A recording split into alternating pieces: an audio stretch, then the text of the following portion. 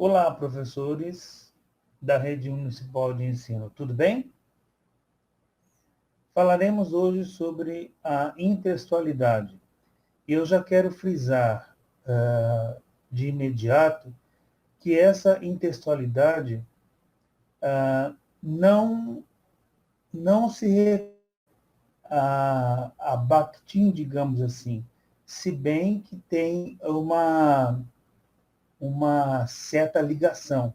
Mas esta intertextualidade que falaremos é aquela criada na década de 70 por Júlia Kristeva, tá ok?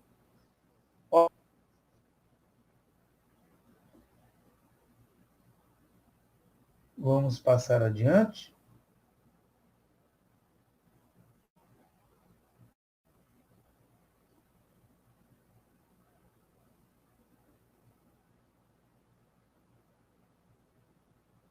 Aqui, então, estamos vendo os diálogos intertextuais.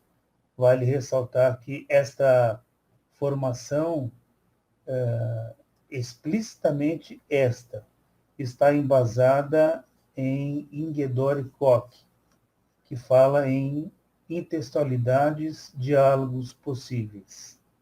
Pode passar.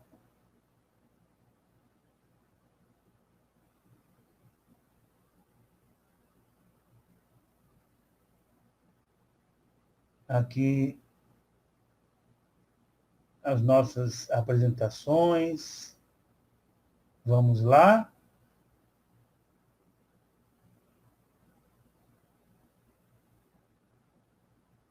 Podemos passar. Então, de imediato, nós vamos ler alguma coisa que há sobre intertextualidade, tá ok? Frequentemente, um texto retoma passagens de outro. Quando um texto de caráter conceitual ou científico cita outros textos, isso é feito de maneira explícita. O texto citado vem entre aspas e em nota indica-se o autor e o livro de onde se extraiu a citação. Num texto estético ou literário, a citação de outros textos é implícita, ou seja, um poeta ou romancista não indica o autor e a obra de onde retira as passagens citadas, pois pressupõe que o leitor partilhe com ele um mesmo conjunto de informações a respeito das obras que compõem um determinado universo cultural.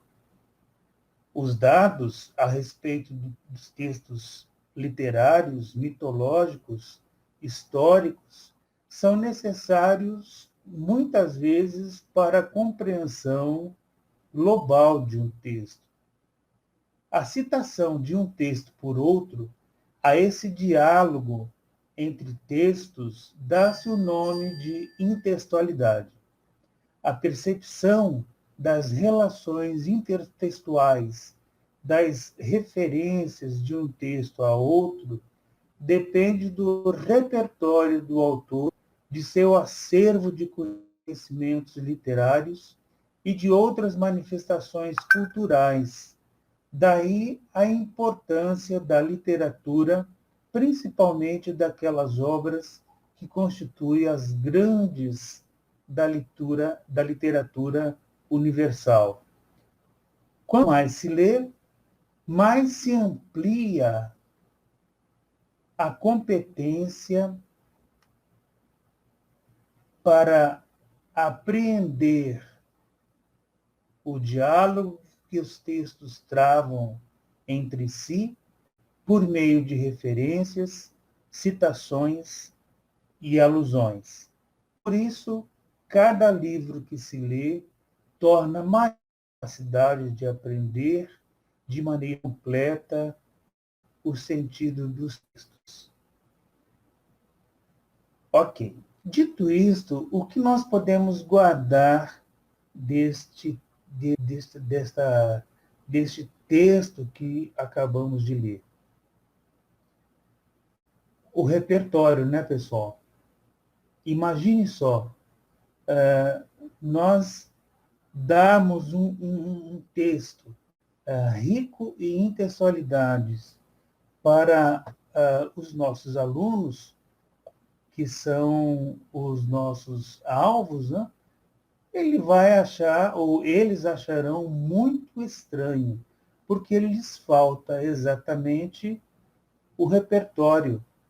E se eles não têm, os pais também muitas vezes não têm, cabe sim à escola, a nós professores, darmos conta disso.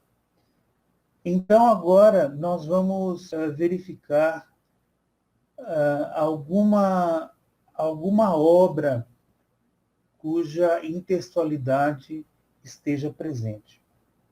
Podemos passar para Sampa, do Caetano Veloso. Próximo slide, portanto. Vamos ver. Eu não lerei a música inteira, mas quando eu perceber que num verso há a intextualidade ou há intextualidades, eu já vou comentar logo, tá bom? Para não ficar muito longo, né? O nosso bate-papo.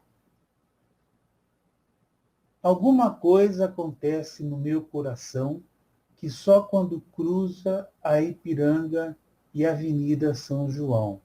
Aqui nós temos a primeira intextualidade que Caetano faz com duas avenidas famosas, a Avenida Ipiranga e a Avenida São João, lá em São Paulo. Vale ressaltar que Sampa é o apelido de São Paulo, né? Assim como Floripa é de Florianópolis, etc, etc. Continuando. É que quando eu cheguei por aqui, eu nada entendi. Da dura poesia concreta de tuas esquinas. Veja aí que ele faz outra intextualidade. Falando em poesia concreta, ele lembra dos irmãos Campos, que fundaram ou que foram os precursores da poesia concretista, principalmente em São Paulo. Depois o nosso professor João falará mais sobre isso.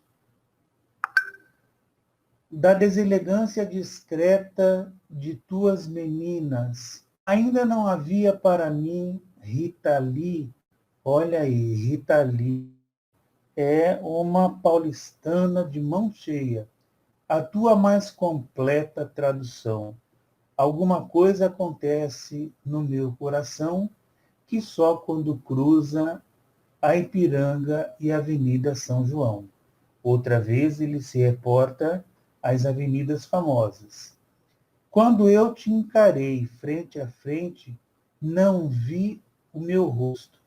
Aí talvez ele use da licença poética, já que, pela norma padrão, existe um pleonasmo, mas ele usa quando eu te encarei frente a frente.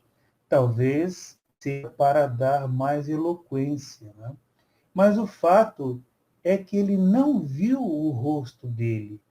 Então, ele já vai dar uma deixa de outra referência, de outra intextualidade que ele falará mais tarde. Prossigamos. Chamei de mau gosto o que vi, de mau gosto o mau gosto. É que Narciso acha feio o que não é espelho. Veja bem, lá na anterior, ele preparou quando disse, não viu o meu rosto, para a mitologia de Narciso, né? Que só viu o rosto dele e, portanto, muito belo, não? Ok. E a mente apavora o que ainda não é mesmo velho.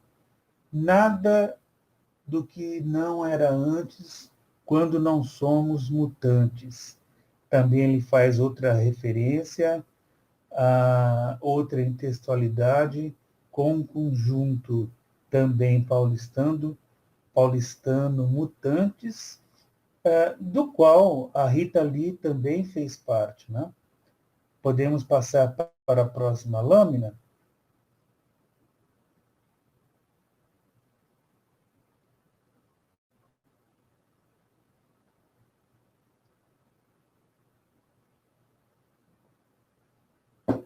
E aí ele vem com: e foste um difícil começo, a o que não conheço, e quem vem de outro sonho feliz de cidade, aprende depressa a chamar-te de realidade, porque és o avesso do avesso do avesso, do povo oprimido nas filas, nas vilas favelas, da força da grana que ergue e destrói coisas belas, da feia fumaça que sobe apagando as estrelas. Eu vejo surgir teus poetas de campos e espaço. Aí ele faz novamente uma intextualidade com os irmãos Campos, como disse anteriormente, precursores da poesia concretista, uma poesia quase que visual. Ok. Tuas oficinas de florestas, teus deuses da chuva, outra intextualidade. Ele faz uma alusão ao teatro oficina, que é o grupo de teatro mais longevo existente no país, né? Lá em São Paulo, Teatro Oficina. Panaméricas de Áfricas utópicas, túmulo do samba mais possível novo quilombo de Zumbi. Aqui nós temos túmulo do samba, porque até pouco tempo, até uns anos atrás, São Paulo era considerado o túmulo do samba, né? Porque não havia samba tal como existe no Rio de Janeiro. E hoje sabemos que isso não mais acontece, já que São Paulo também realiza grandes desfiles. E aí ele cita Novo Quilombo de Zumbi, aí pela resistência, né? Porque São Paulo sempre foi, na Avenida Paulista, principalmente, sempre foi palco de grandes protestos. Né? Ok. E os novos baianos passeiam na tua garoa. Veja, ele faz uma referência ao grupo Novos Baianos que vieram lá do interior, lá da Bahia, e se consagraram em São Paulo. Os Novos Baianos, para quem se lembra, era composto por Moraes Moreira, Baby Consuelo e o Gomes. E aí, no final, ele diz: só vamos reler o verso anterior para ficar bem claro. E os novos nos passeiam na tua garoa, e novos baianos te podem curtir numa boa. Então, ele está se referindo quando ele diz e novos baianos, tirando o artigo definido os, ele está dizendo e novas pessoas e novos imigrantes podem chegar, que São Paulo sempre estará aberto a eles, né? E vejam que ele estranhou quando ele chegou em São Paulo, não gostou muito. E aí ele percebeu que esta era a realidade e ficou assim de boa, compreendeu a complexidade de São Paulo e São Paulo sempre estará aberto, o município, para novas pessoas. Tá ok? Então, é um texto de Caetano. O ideal é que vocês possam ouvi-lo posteriormente e verificarem a melodia e lembrarem toda esta intextualidade que há, sobre a qual nós comentamos, e que pensem assim: imagine meu aluno ouvindo isso. Poxa, sem repertório não vai entender mesmo, né? Então, é bom que preparemos previamente os nossos alunos para trabalharmos esse tipo de texto. Ok. Então, vamos para a próxima lâmina, por favor.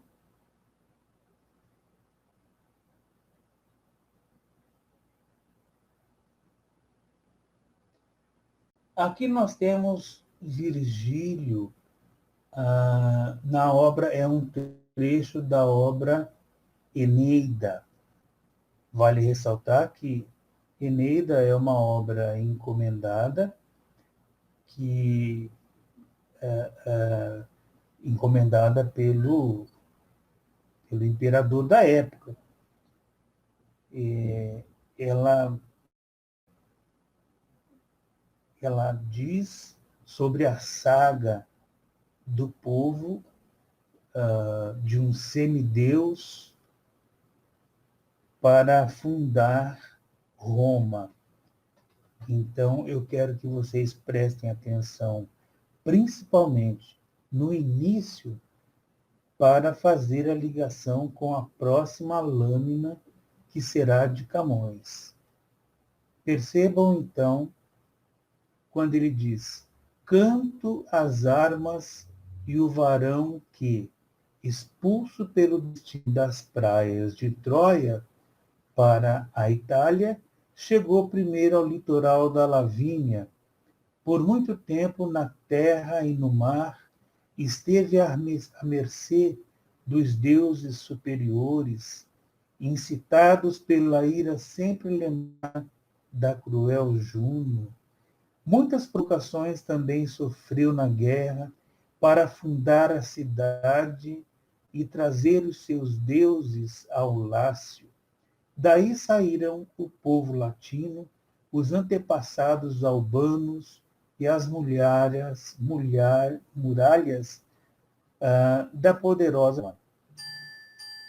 Então, vejam só, ele passa por mares, enfrenta intempéries e chega no litoral, ao litoral de Lavínia, e funda Roma. Não sei se vocês sabem, era chique uma nação surgir a partir de um deus ou um semideus mitológico. Então está aí: canto as armas e o varão que expulso pelo destino. Tá ok? Lembrem bem essa parte para fazermos ligação com o próximo slide. Por favor.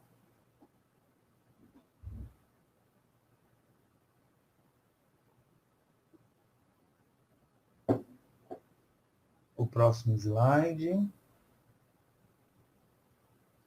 Isto. Percebam que no anterior ele diz: canto as armas e o varão. Aqui ele também cita as armas. Só que as armas e os barões assinados, que da ocidental praia lusitana, por mares diantes navegados, passaram ainda além da Taprobana em perigos e guerras esforçados, mais do que prometia a força humana, e entre gente remota edificar o novo reino que tanto sublimaram. Luís de Camões, escrito em 1700 e alguma coisa, não me lembro, também é uma obra encomendada pelo rei, e a saga do povo para fundar Portugal. Né? Percebam que em Eneida, Virgílio usou Enéas, que era um semideus, para criar Roma. Aqui Camões escolhe o deus mitológico Lusos, e assim Lusitânia, os Lusíadas. Mas vejam que uma obra anteriormente, escrita no século I antes de Cristo, de Virgílio, e esta aqui, em 1700 e pouco, Camões faz uma intextualidade. Lembrando que intextualidade não é uma cópia. Né? Cópia seria um plágio. A intextualidade ela existe quando cita outro texto, até com outras palavras, de um texto já existente. Tá ok? Então, as armas e os barões assinalados, ele usou os mesmos termos para trabalhar os Lusíadas. Tá ok? Vamos à próxima lâmina?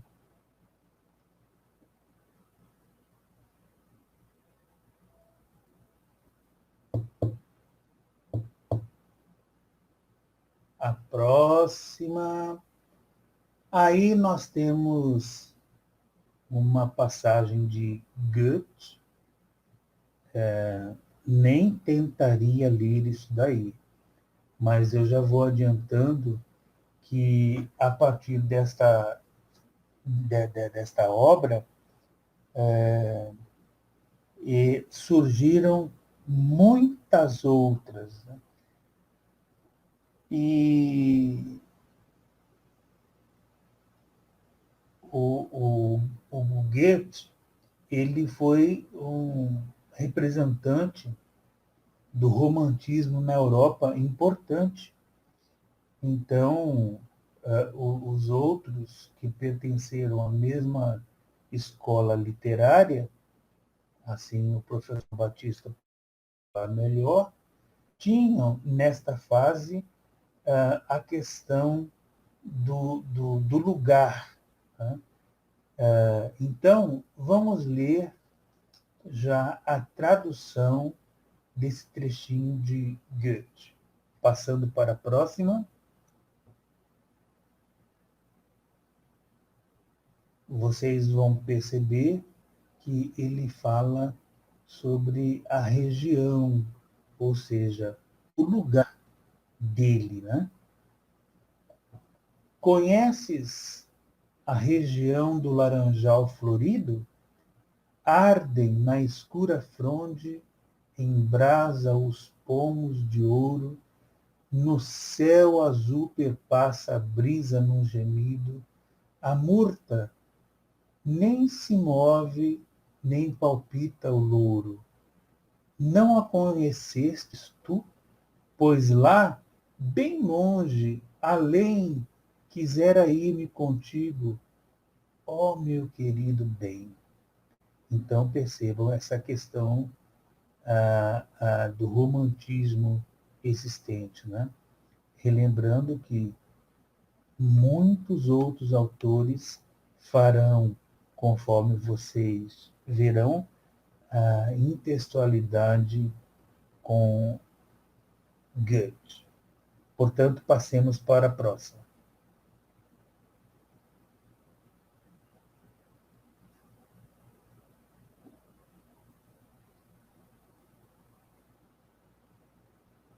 Joaquim Osório Duque Estrada tiramos um trechinho. Diz, do que a terra mais garrida, teus visões lindos campos têm mais flores. Nossos bosques têm mais vida, nossa vida no teu seio, mais amores.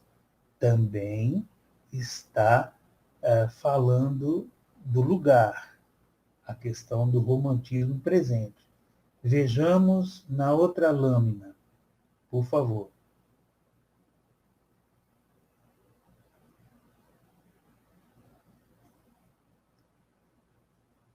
Murilo Mendes nos dirá na canção do exílio: nossas flores são mais bonitas, nossas frutas são mais gostosas, mas custam 100.000 réis a dúzia. O próximo, por favor, que vai ser de Gonçalves Dias,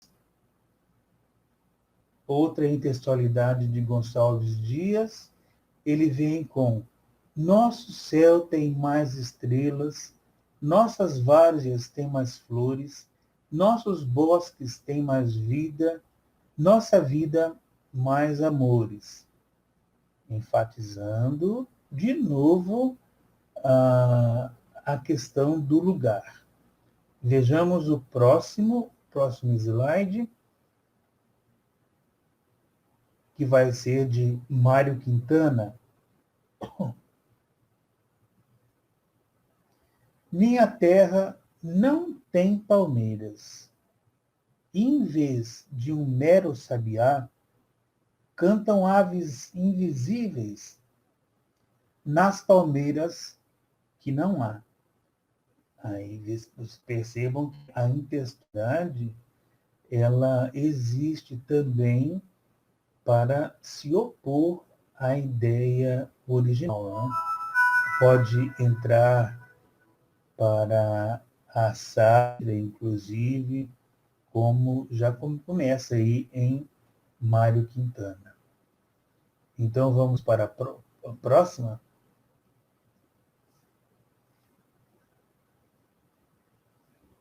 Vai ser do Oswaldo de Andrade. Né? Não permita, Deus, que eu morra sem que volte para São Paulo, sem que veja a Rua 15 e o progresso de São Paulo. Mais uma vai ser de Casimiro de Abreu.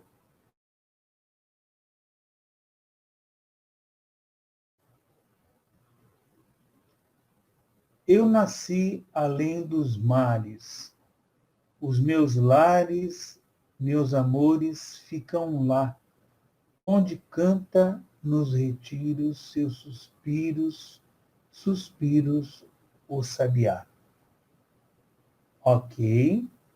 A próxima lâmina também falará ainda nessa questão que Goethe começou. Vou voltar, sei que ainda vou voltar para o meu lugar. Foi lá e ainda lá que eu hei de ouvir cantar um sabiá, cantar uma sabiá. Tom Jobim e Chico Buarque. Ok. Na próxima lâmina, ainda falaremos sobre o tema de Goethe, que é a canção do Expedicionário. Por mais terras que eu percorra, não permita, Deus, que eu morra, sem que volte para lá, sem que leve por divisa esse V que simboliza a vitória que virá. Próxima. Aí nós temos o trechinho de Carlos Drummond de Andrade. Meus olhos brasileiros se fecham saudosos. Minha boca procura a canção do exílio. Como era a mesma canção do exílio? Eu, tão esquecido de minha terra, ai, terra que tem palmeiras, onde canta o sabiá. Olha só, a próxima lâmina vem com a intextualidade que Jô Soares fez, e aí já satirizando. Minha Dinda tem cascatas onde canta o curió. Não permita, Deus, que eu tenha de voltar para Maceió. Minha Dinda tem coqueiros da ilha de Marajó. As aves aqui gorjeiam, não fazem cocoricó. Ele está fazendo uma sátira para quem se lembra do ex-presidente Collor, né? Que morava na casa da Dinda. A próxima lâmina, a intextualidade que Paulo Mendes fez. Minha terra tem palmeiras onde canta o sabiá, mas meu rabicho é Paris, onde sabiá não dá. Ok, vejamos a próxima lâmina, que vai ser do Dalton Trevisan.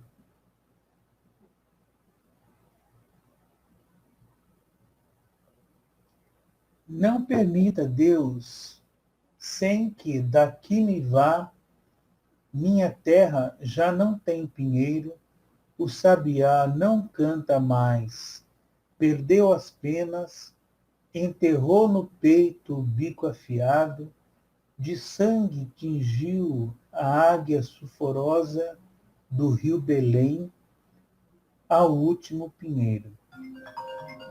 Dalton Trevisan faz uma alusão também ao rio Belém, que corta Curitiba, cidade onde ele nasceu. Vejamos a próxima intextualidade, que vai ser de Eduardo Alves da Costa.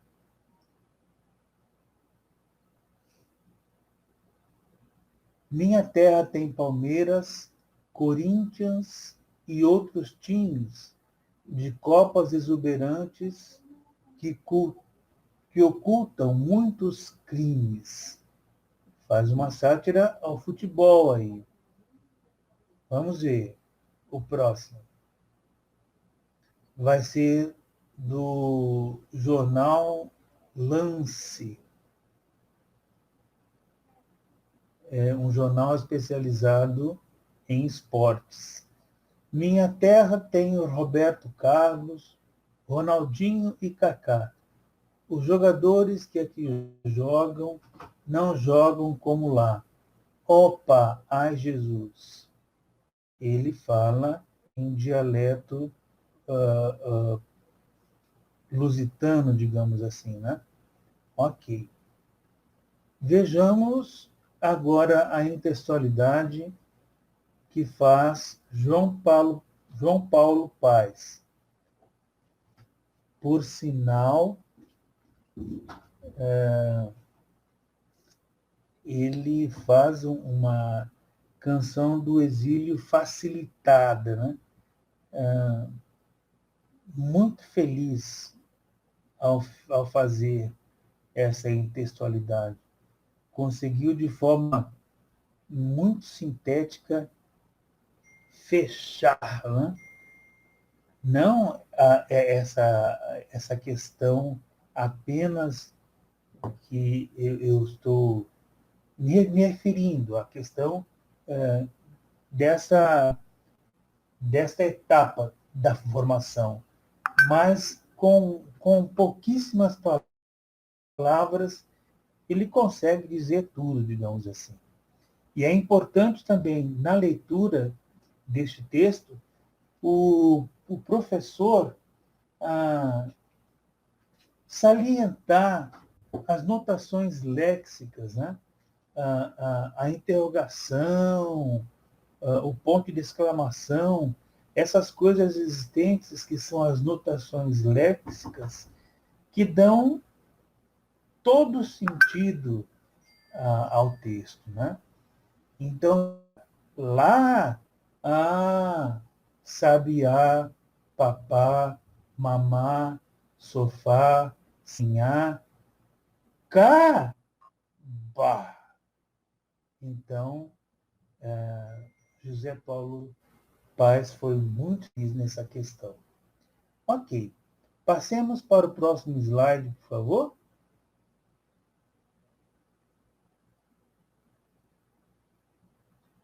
Aqui nós temos a metamorfose de Franz Kafka.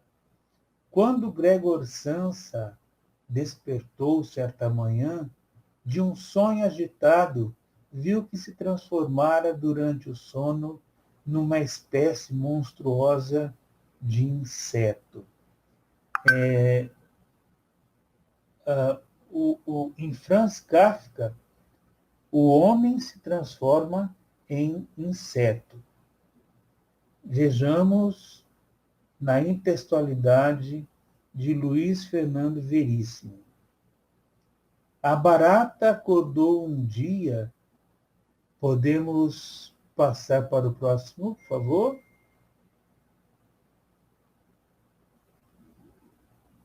Adelante.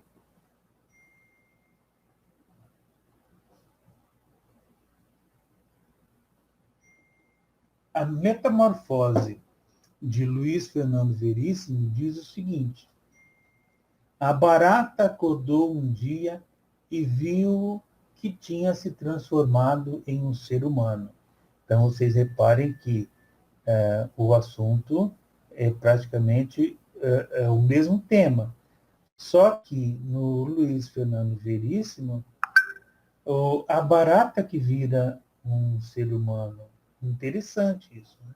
Mas a questão da intextualidade está na questão exatamente de despertar e verificar que havia se transformado, seja homem, ou seja em homem ou inseto, aí enfatizando a metamorfose.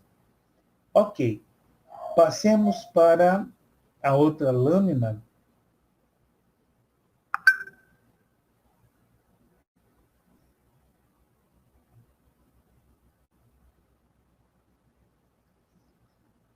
Coríntios 13. Vocês vão reparar que nessas próximas intextualidades, o amor estará em foco. Ainda que eu falasse as línguas dos homens e dos anjos e não tivesse amor, seria como o metal que soa ou como o sino que tine.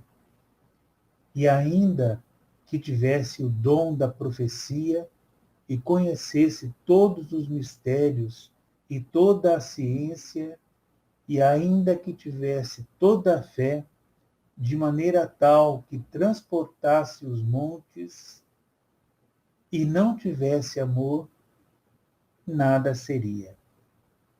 Ok.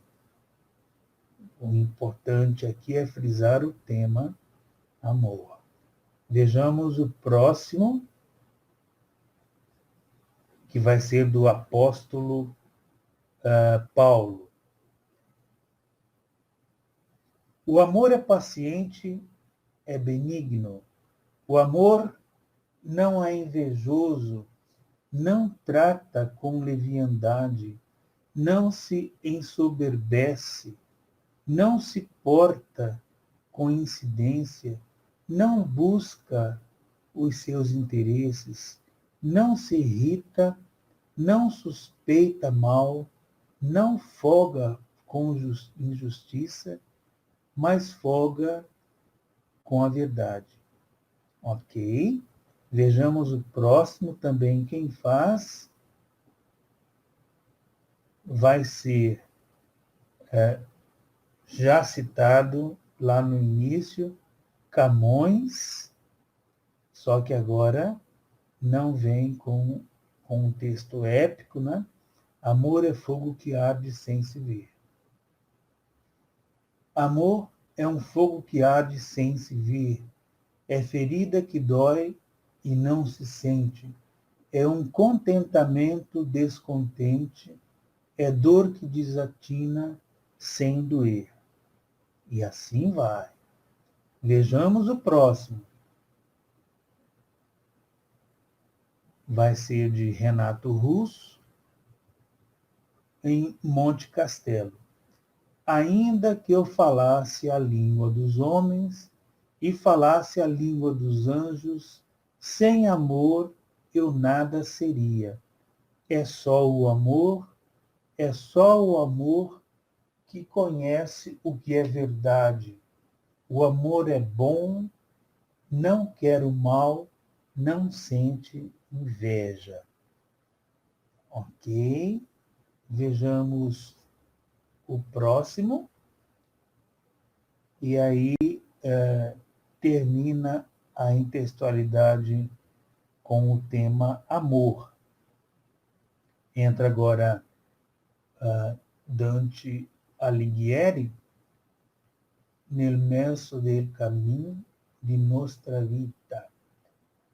Porque eu gosto de citar essa questão do Dante Alighieri, não exatamente neste texto, mas quando ele escreve a Divina Comédia, ele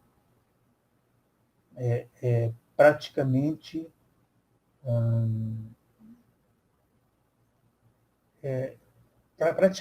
ele define, né? Não que ele fosse mandão, digamos assim, ele define a língua espanhola, já que até 1800 e pouco não havia uma língua digamos, padrão, um dialeto padrão existente em Roma. Então, os dirigentes da época se reuniram e disseram: poxa, nós precisamos eleger uma língua, a língua italiana. Então, foi feita uma votação e escolheram o dialeto em que a Divina Comédia foi escrita, um dialeto da Toscana. Depois, se o professor Leandro quiser acrescentar mais sobre isso, então a Divina Comédia foi muito importante para esse fato, né? Assim como lá anteriormente eu falei também sobre Camões, em Os Lusíadas, escrito em 1700 e pouco, se não me falha a memória, foi importante também, porque até então não existiam as gramáticas, não se tinha assim uma língua portuguesa muito definida. Então, a partir dos Lusíadas, também começam a surgir as primeiras gramáticas, a língua portuguesa começa a ser moldada, digamos assim. Né? Nada de, não, cada um escreve como quer, etc, etc, alguma coisa assim. Então, Dante Alighieri, assim como Camões importante para a nossa língua portuguesa, Dante Alighieri importante para a língua italiana. Ok. Mas ele escreve esse poema aqui, que, se vocês repararem na tradução, já passemos para a tradução, por favor, desse texto aí que está em italiano. Passemos para a tradução. Olha aí. No meio do caminho desta vida, eu vi perdido numa selva escura, solitário, sem sol, sem saída. Ah, como armar no ar uma figura desta selva selvagem, dura, forte, que só de eu a pensar me desfigura. Então, reparem que esta obra esta poesia também vai dar assim suporte, vai, digamos, ser assim uma possibilidade para outros escritores nadarem, né, nesse tema aí. E vocês vão reparar até o Olavo Bilac. E o Olavo Bilac foi um poeta parnasiano, e, portanto, o parnasianismo enfeitava muito, era pomposo, né? Vai beber dessa fonte aí, tá? Então, vejamos onde que nós estamos. Eu acho que nós podemos passar para o próximo, por favor.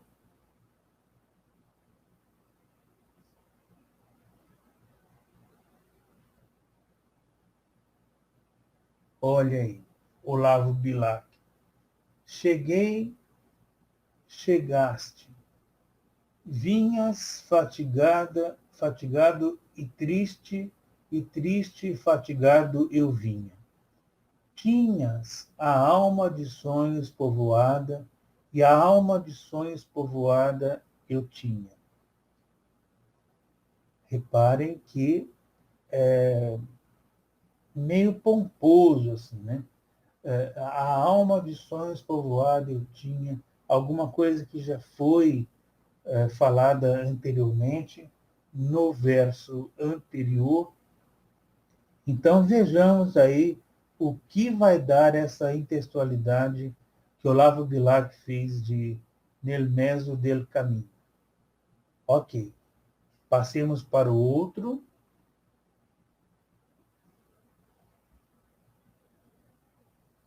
E aí vem Carlos Drummond de Andrade, que a geração de escritores dele não gostava dos parnasianos, né, com aquela fala rebuscada. E aí Carlos Drummond de Andrade monta isso aí. Vocês vão reparar que ele tira, digamos, usa de uma sátira danada para falar mal do parnasianismo, falar mal de escola, né? Sempre uma escola literária se opõe à outra. Então, vejamos aí que Carlos Drummond de Andrade não fala absolutamente nada. No meio do caminho tinha uma pedra. Tinha uma pedra no meio do caminho. Tinha uma pedra. No meio do caminho tinha uma pedra. Nunca me esquecerei desse acontecimento na vida de minhas retinas tão fatigadas. Nunca me esquecerei que no meio do caminho tinha uma pedra.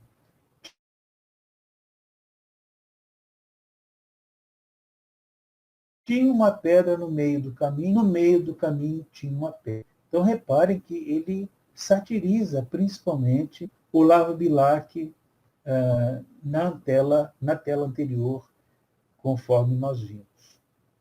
Passemos para o próximo.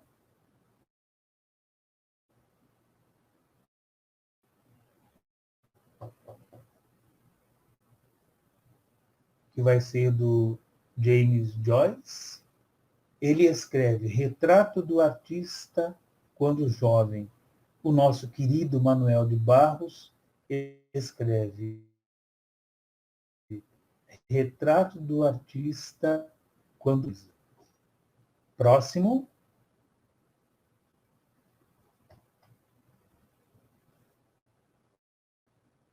Hello, isto. Descartes escreve Penso, logo existo. Luiz Fernando Veríssimo satiriza e diz Penso, logo hesito. Passemos para o próximo.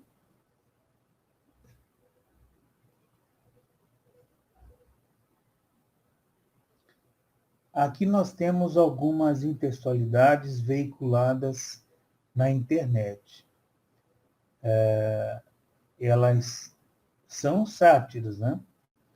Porque, se vocês repararem, há troca de sentido. Devagar se vai a canto nenhum.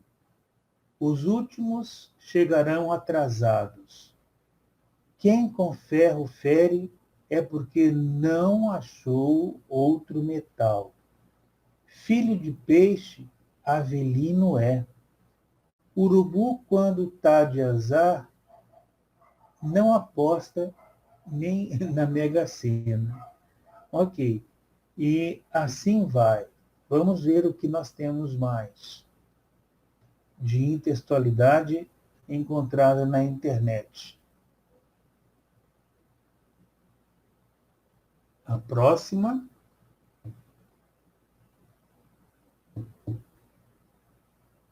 Olha aí.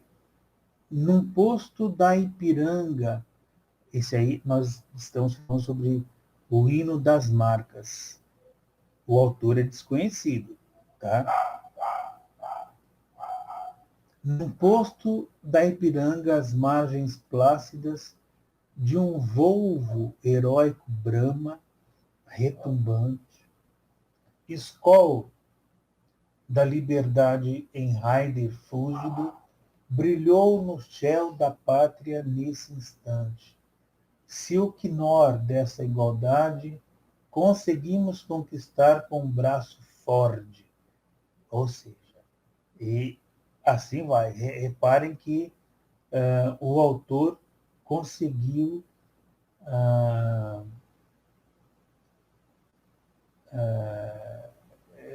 como fala, colocar em conjunto várias marcas, por sinal até dando uma certa eufonia, né, com, com relação à poesia, digamos assim. É claro que isso aqui não tem relevância nenhuma, digamos, em se tratando de texto estético. Lembrando que se trata apenas de uma possibilidade ou de outra possibilidade de o professor trabalhar a criatividade dos nossos alunos de uma forma satírica, trabalhar essa questão. Tá ok? No próximo slide, nós temos a mesma coisa, só que agora empregando a logomarca. Tá? É a mesma coisa. Também é outra possibilidade de mostrar para os nossos alunos que com criatividade é possível brincar um pouco. Né? Ok. Passemos para a próxima, já em hortifruti.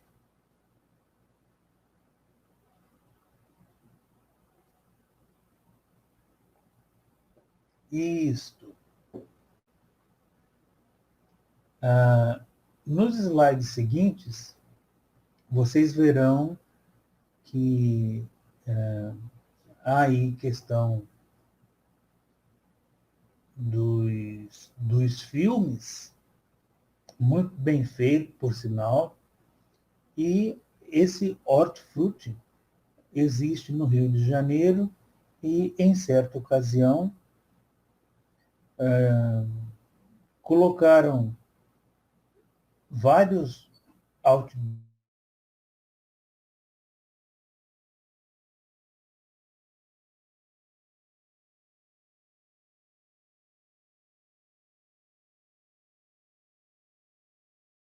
o primeiro. Próxima lâmina.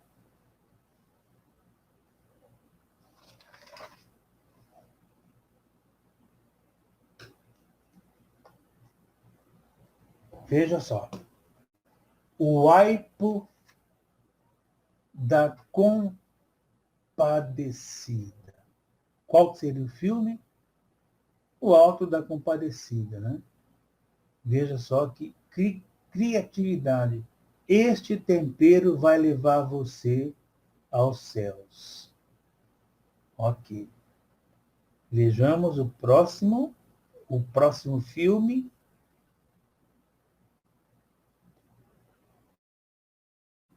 Em vez de a outra face, a outra alface. Muito 10, né, pessoal? Vejamos a próxima. No lugar de Piratas do Caribe, eles inventaram Batatas do Caribe. Uma batalha pelos tesouros da hortifruti. Muito legal. O próximo filme, no lugar de Janela Indiscreta, do Alfred Hitchcock, inventaram a berinjela indiscreta. Ela foi testemunha da qualidade hortifruti. Próxima.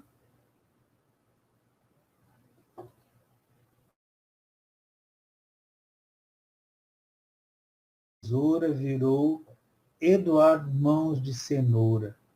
Uma história que vai cortar corações e preços. Reparem que a cenoura tem mãos e as mãos são de tesoura, né? E o corte perfeito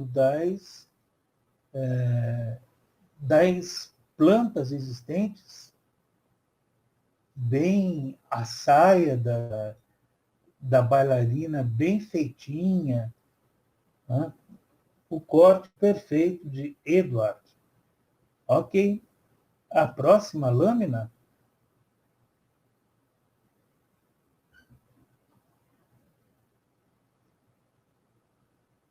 Chuchurek, de tão distante para a hortifruti. Shurek virou Chuchurek. Próximo.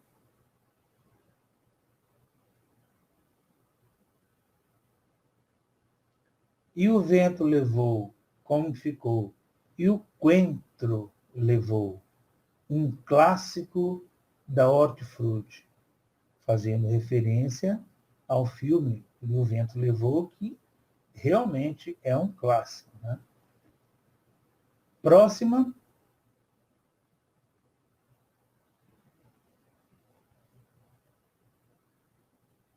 (007) O espigão que me amava. Está falando sobre a espiga de milho, né? Um agente a serviço de Sua Majestade, o cliente.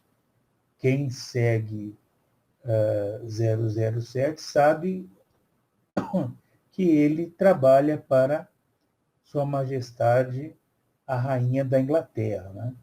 Então, um agente a serviço de Sua Majestade, no caso, o cliente da hortifruti. Próxima lâmina.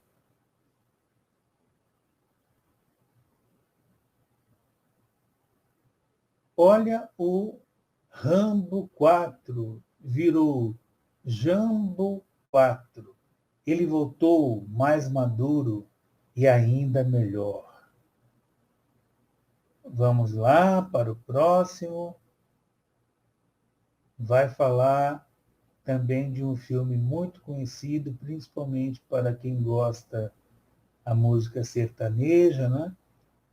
2 milhões de Francisco. Eles saíram do campo para estourar na hortifruti. A próxima vai ser o menino maluquinho, mas aqui é pepino maluquinho, o mais levado da hortifruti. Tem lá o pepino com a panelinha como na cabeça do pepino. Se é que pepino tem cabeça, né? Ficou jóia. A próxima,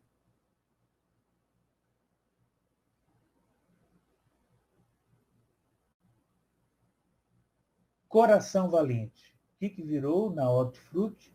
Pimentão valente. Ele se libertou dos preços altos.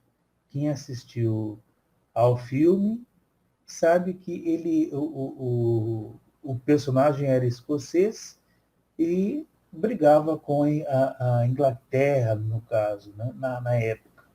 Então ele se libertou, mas aqui dos preços altos. Ok, o próximo filme.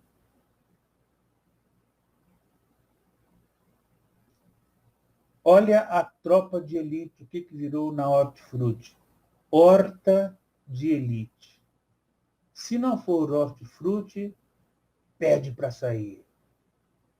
Muito 10, né? Ok. E assim nós terminamos a minha parte. Agora, eu quero que vocês voltem, por favor, lá no finalzinho. Não.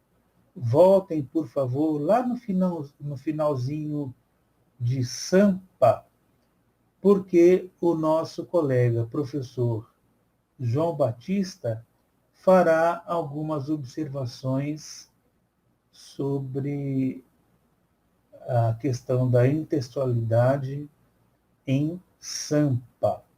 Então, voltem, por favor. Vão, isto. Assim que terminar Sampa, vocês desculpem a minha falha.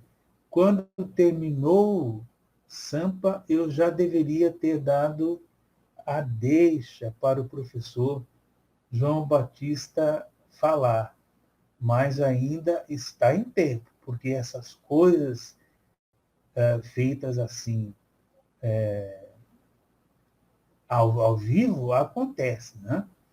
Então, é com você, João. Faz a sua observação aí, por favor.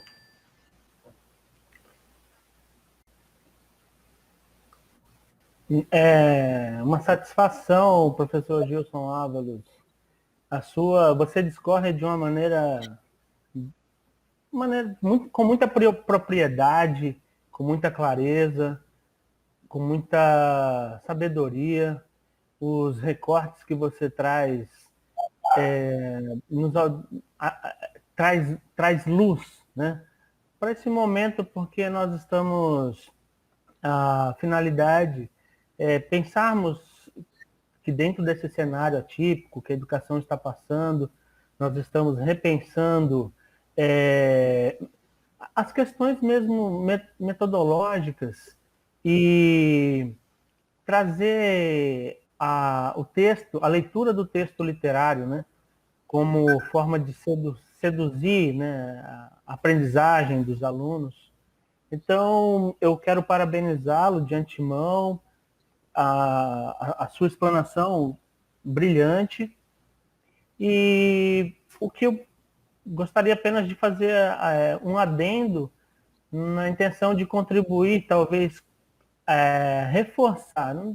reforçar essa sua fala, que já é muito esclarecedora, né? Você pondera muito bem, por exemplo, que falar de intertextualidade e dentro dessa leitura do texto literário é completamente diferente, não se pode confundir com o plágio, né? Como você colocou, o plágio é uma cópia, né? O plágio é crime. E aqui nós estamos promovendo como é que ocorre, não é, professor Gilson? de certa feita, esse diálogo intertextual, né? Esse diálogo que é um diálogo autoral, né? É um diálogo entre textos diversos, né? E quando você mostrou, por exemplo, a letra, né, trouxe esse recorte para nós, selecionou a música Sampa, né? Quanta coisa tem dentro da letra dessa canção do Caetano Veloso. E assim, olhando para... Primeiro, a gente também pode pensar, né, Gilson, para fazer algumas contribuições assim, o que é que ela toca ou tange a questão das práticas de linguagem, né? Então, no caso da leitura e escuta, né? Ouvir essa música, né? Ou que o aluno ouça Sampa e se deleite, né? Com essa manifestação da arte. E o Caetano, não por acaso, também tem ele lapida, né, muito bem a letra, ele amarra, ele costura, e uma coisa que chama muita atenção nesse viés, né, é em que plano o Caetano, por exemplo, promove a língua portuguesa. Enquanto você ia discorrendo, eu estava passou pela minha memória aqui a outra música do Caetano, onde ele diz, né, quero roçar minha língua na língua de Camões, né? Então é uma prática dentro dessa arte do Caetano mostrar os pontos, né, que a língua portuguesa toca, a história, né, o social, e para ficar, por exemplo, em Sampa, que ele já enuncia ali, trazendo, como você bem lembrou, Sampa, né, um apelido dado ao contexto paulistano, a cidade de São Paulo, a metrópole São Paulo, né? E São Paulo tem uma característica peculiar que nós vemos, e isso pode ser notadamente compreendido, por exemplo, pela letra dessa música, que São Paulo tem essa coisa do... Ao mesmo tempo que é tão grande e o seu concreto é tão frio, mas é acolhedor também, né? E esse acolhedor passa por algumas singularidades, né? Algumas particularidades. Então, eu quero só dizer assim, lembrar, fazer até aqui, lançar aqui até uma questão muito simples. Nós, educadores, professores de língua portuguesa, né? Vou colocar aqui, vou perguntar para você levaria essa música para a sala de aula? Você sugeriria para os seus alunos ouvir Sampa antes, para depois dialogarmos a partir dos aspectos, dos elementos da linguagem, né? E aqui nós estamos falando sobre esses pontos intertextuais, né, que são os pontos de contato com outras leituras, mas essa música chegaria para os nossos alunos? Sem dúvida, não. Quando ele começa ali dizendo que alguma coisa acontece no meu coração, antes disso, né, lembrar que Sampa é uma palavra que substitui São Paulo, né? Então ele já quebra essa formalidade do nome, né, do nome de um estado, o nome de uma capital, por sinal, a mola propulsora da economia, né, do nosso país, por onde passam a vanguarda também, de certa forma, que marca a nossa história também. São Paulo ela é diferente. Então, ele trazendo a partir dessa alcunha, né, Sampa, ele diz que alguma coisa acontece no meu coração. E esse coração é um coração de um eu lírico, e ele já dá indícios, né, de onde é que está esse eu lírico, né? Que só quando cruza Ipiranga e a Avenida São João. Então ele já localiza esse eu lírico no coração da metrópole. E ele não localiza o eu lírico em qualquer lugar. Ele localiza um eu lírico no centro do centro, né? E quando ele traz, e isso que eu estou, esse breve comentário, eu quero também que vocês façam um exercício, colegas, professores de língua portuguesa, não só, mas os demais colegas que quiserem contribuir com esse exercício, uma forma da gente pensar por onde eu posso alcançar o meu aluno, né, com essa letra, com essa musicalidade, né, com essa poesia. Então, voltando assim, o que me chama a atenção é que ele localiza o eu lírico num cruzamento, né? Como já disse anteriormente, não um cruzamento qualquer, mas um cruzamento no centro da metrópole, que é São João com a Ipiranga. Ótimo. E o que representa um cruzamento? Você estar no meio de um cruzamento, né? Pode simbolizar, entre outras coisas, um sujeito perdido que olha num ângulo de 360 graus. Eu não tenho a direção, mas eu tenho aqui o choque, mas eu tenho aqui as possibilidades, eu tenho as várias margens que a literatura, que o texto literário costuma jogar, né? Costuma mexer. Bem, então esse sujeito ele está localizado, né? É um eu lírico ali e que se depara com estranhamentos. Estranhamento no sentido de que o novo, e o novo aqui, ele causa o choque, ele assusta, é assustador pela sua grandeza, e ele diz que quando eu cheguei, eu nada entendi. Então vejam que esse eu lírico, ele passa um pouco desse estar perdido, né? E aí ele vai dizer, por que isso o choca, ou isso causa alguns estranhamentos. Aí ele traz a dura poesia concreta de tuas esquinas, né? Aquela região da cidade de São Paulo que não para 24 horas, buzina, sirene, ciclista, pedestre, né? São os pedestres, são as lojas, são as luzes, é o semáforo, né? Então é a vida, como assistindo há pouco uma entrevista do Contardo Caligares, que inclusive nos deixou recentemente, e uma frase que me chamou a atenção na fala do Contardo Caligares, é ele dizendo, porque ele gostava das metrópoles, e ele diz que assim, a urbanidade é a civilidade, né? E isso eu achei muito bonito, isso é lindo, porque ali cabe tudo. Na Avenida Ipiranga com a São João cabe tudo, cabe todos.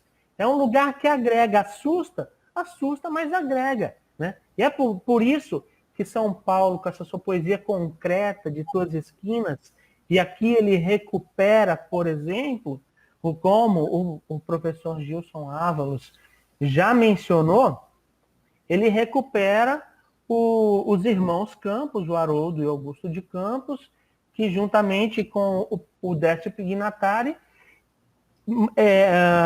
deram início, né, ou fundaram essa produção da linguagem poética que ficou conhecida como concretismo, né? Mas aí o que vale ressaltar do concretismo, até já como o professor Gilson lembrou, a questão visual, mas a questão imagética, o trabalho com a linguagem, mas de uma forma que você tem a forma, né? Ou esse trabalho com as formas, né? Com o desenho mesmo, com as curvas, com a figura. E ele recupera, mas recupera no sentido mesmo de uma linguagem metafórica, né? Então, sua poesia concreta de tuas esquinas. E só para enfatizar que é uma poesia que é uma poesia muito ligada ao que também ficou um pouco, na verdade, marcada, né, por um certo academicismo, né? Haja vista, eram professores do ensino superior, né, da área de letras, e fundaram a poesia concreta. E aqui tem essa poesia com um viés acadêmico, mas, como eu estava dizendo, o Caetano quebra isso. Ele quebra esse concreto, porque ele está se referindo aqui, mas é uma marca muito forte, né? O que eu quero dizer com isso? Uma marca de um local, né? É uma marca de São Paulo, né? Ele marcadamente, não à toa, para a música Sampa, traz poetas do contexto paulista, da cidade de São Paulo. E as esquinas de São Paulo, ali próximo, por exemplo, tem o Edifício Itália, né? O Copan, que são apenas aqui o Teatro Municipal, naquela região. O que eu quero dizer, a Praça República, alguns elementos que são marcadamente da cidade de São Paulo. E eu digo isso porque a construção poética de Sampa, ela não apenas perpassa, como ela homenageia, né, a cidade de São Paulo. Enfim, ele vai cantando e aí ele traz Rita Lee, né? E a Rita Lee, todos sabemos também, lá com os Mutantes também, um grupo paulista, né?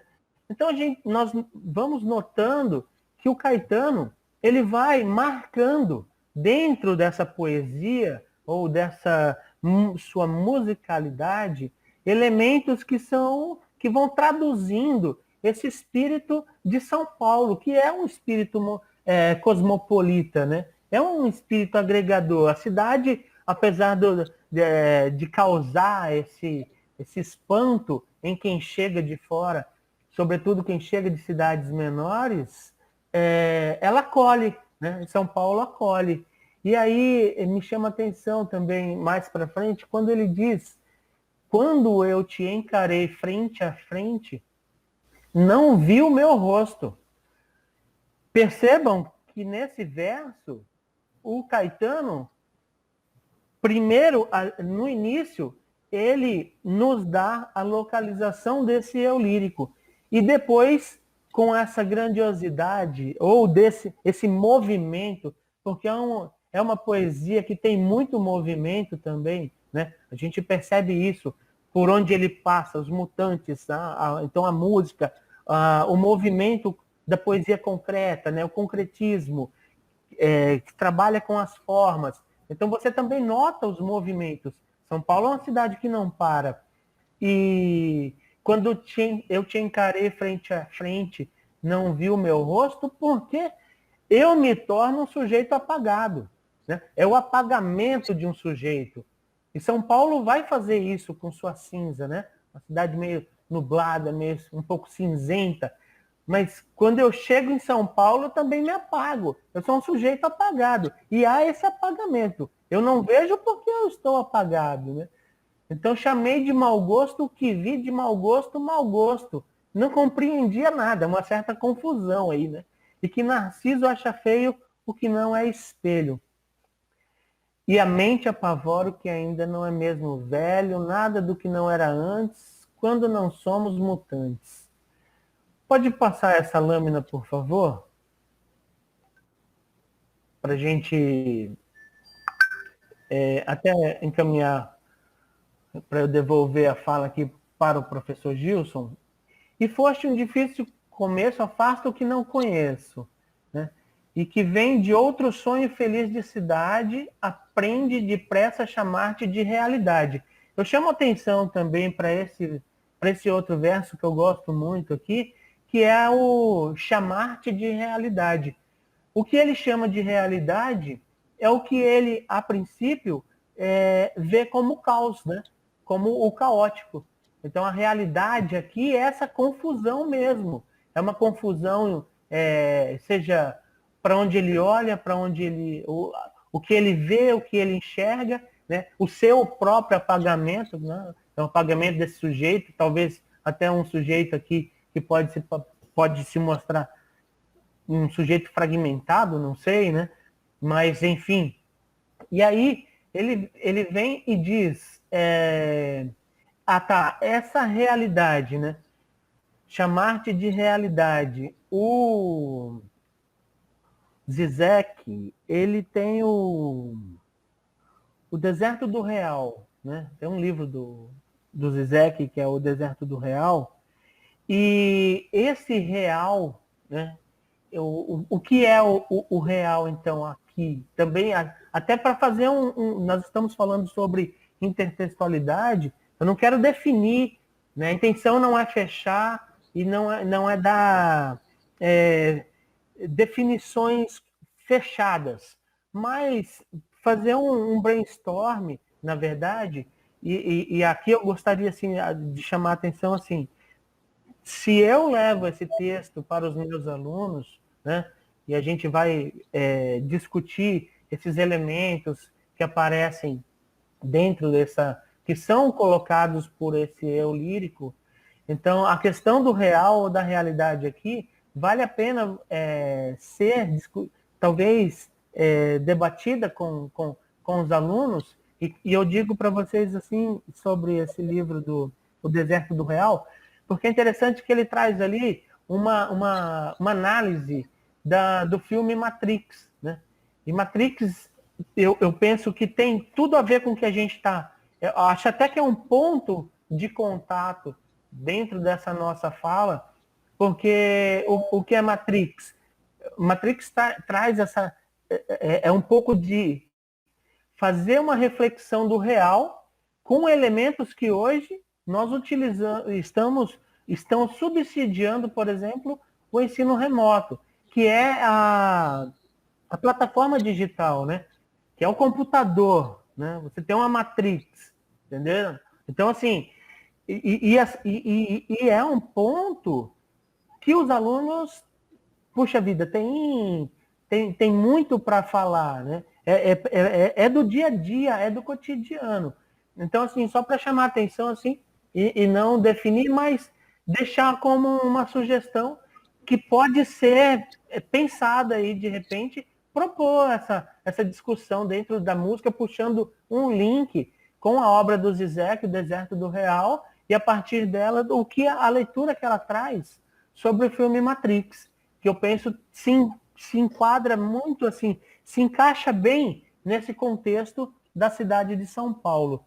E a partir daí, hoje, não só de São Paulo, mas questões que eu trago para o meu local, né? Que o aluno pode trazer para o seu contexto local.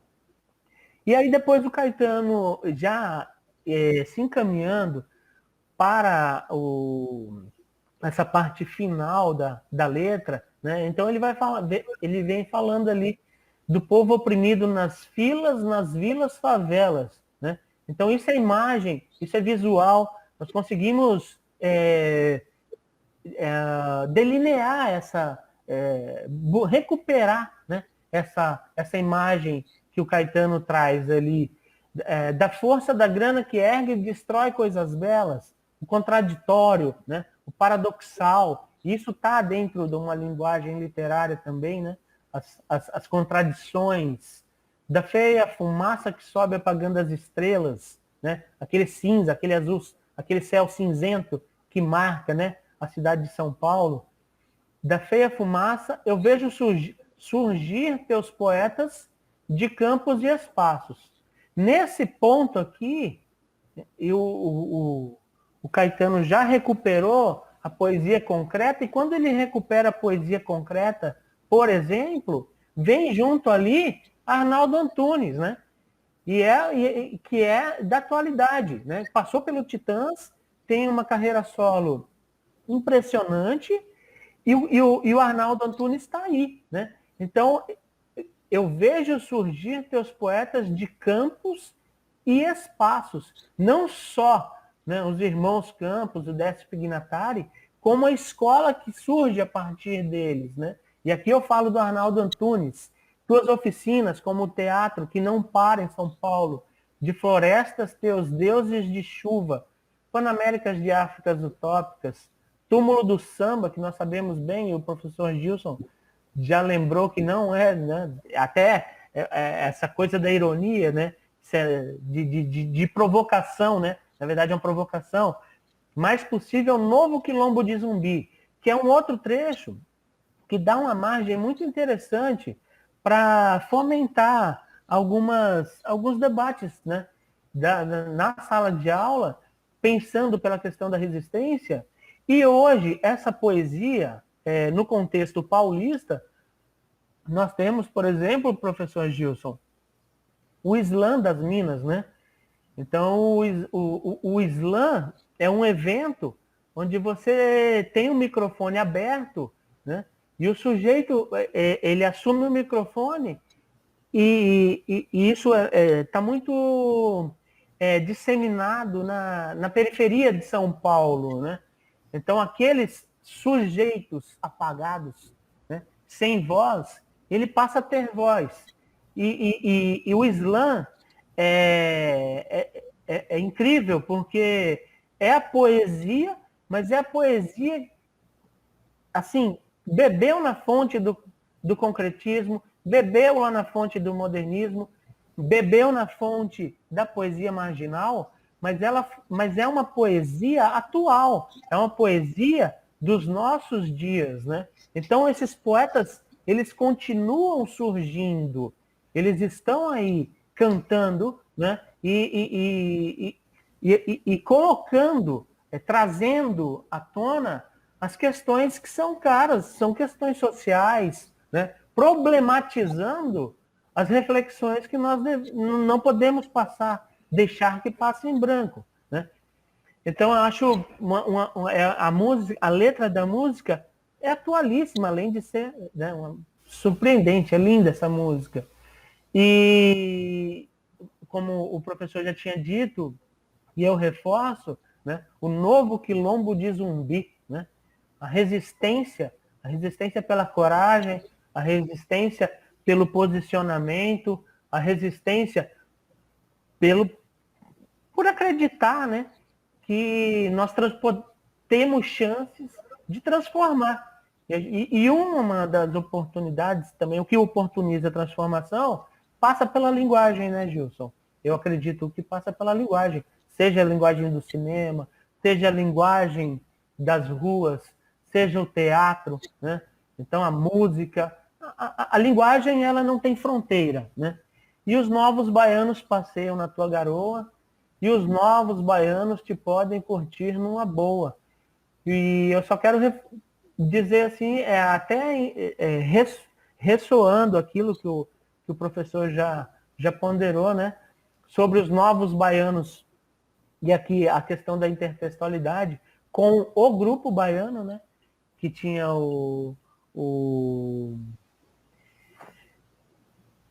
perdão,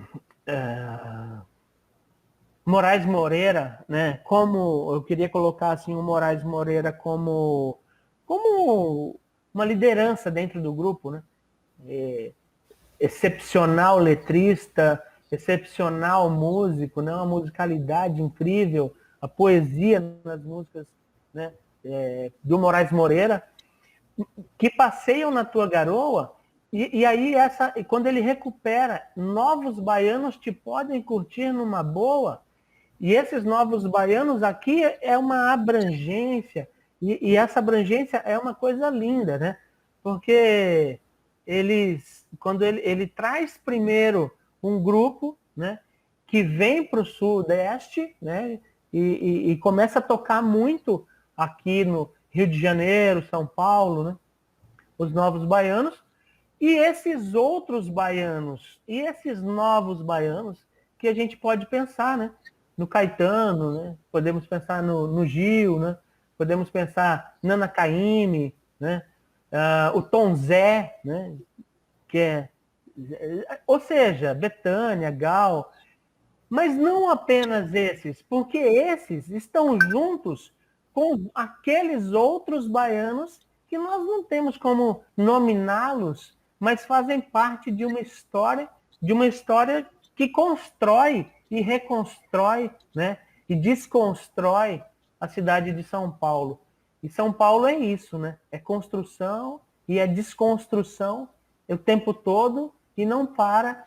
E isso é lindo. Então, o que eu quero deixar assim, nós, aproveitando o gancho do professor Gilson, da música Sampa, para mostrar que, ou é óbvio, mas que você encontra, né, em letras de músicas ou em fragmentos de filmes, oportunidades ou recortes que, que, que, que promovem muito bem a reflexão sobre a língua e as linguagens. Então, eu quero deixar aqui um beijo no coração de todos os educadores. Acredito que nós passemos esse turbilhão aí, né, de coisas agora com esse cenário aí diferente, mas nós vamos superar. E desejo muita saúde para todos nós e estamos à disposição. Devolvo a palavra para o meu amigo Gilson Ávalos, gigante. Um abraço, gigante. Professor João Batista, intervenção perfeita, maravilhosa. Eu aproveito aqui para ver se outros da nossa equipe querem fazer alguma observação. Professor Leandro, professora Rosani, professor Gustavo. Tudo tranquilo? Tá. Então, voltemos para as nossas referências lá no finalzinho, por favor.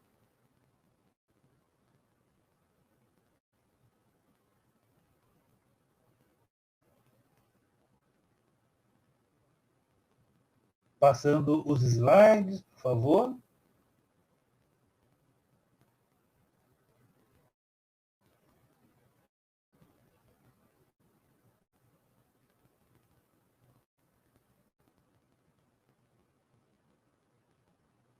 Aí estão as referências. Lembrando que esta formação, essa minha parte, essa nossa parte, digamos assim, já que o professor Gustavo, aliás, o professor Ruperi e o professor Oliveira trataram de outro assunto importantíssimo também, mas essa nossa parte aqui de intertextualidade, peguei como carro-chefe a Ingedori Koch, tá ok? Quando ela escreve intertextualidade, diálogos possíveis. Eu até já comentei isso daqui. Também, só para relembrar, me veio à memória agora a questão do Camões, em Os Lusíadas. Ele escreve, não que ele escreve, né, muito tempo, mas ele edita em 1572, tá ok? Vamos adiante, então, para os nossos agradecimentos. Olha lá, agradecemos a atenção. É um Schmidt muito jóia, assim. Cuidemo-nos. Todos nós não podemos baixar a guarda. Essa situação toda. Tá ok? Aqui estão os nossos contatos na próxima lâmina, por e-mail, ou por outro contato aí, né, de telefone, ou como queiram, estamos sempre à disposição. Agradecer ao professor Gustavo Azuaga, ao professor João Batista, que fez uma ressalva legal, ao professor Leandro Queiroz e à professora Rosani, que desta parte da formação subsidiaram toda esta minha fala aqui, tá? Pessoal, grande abraço, estamos à disposição. Beijo para todo mundo.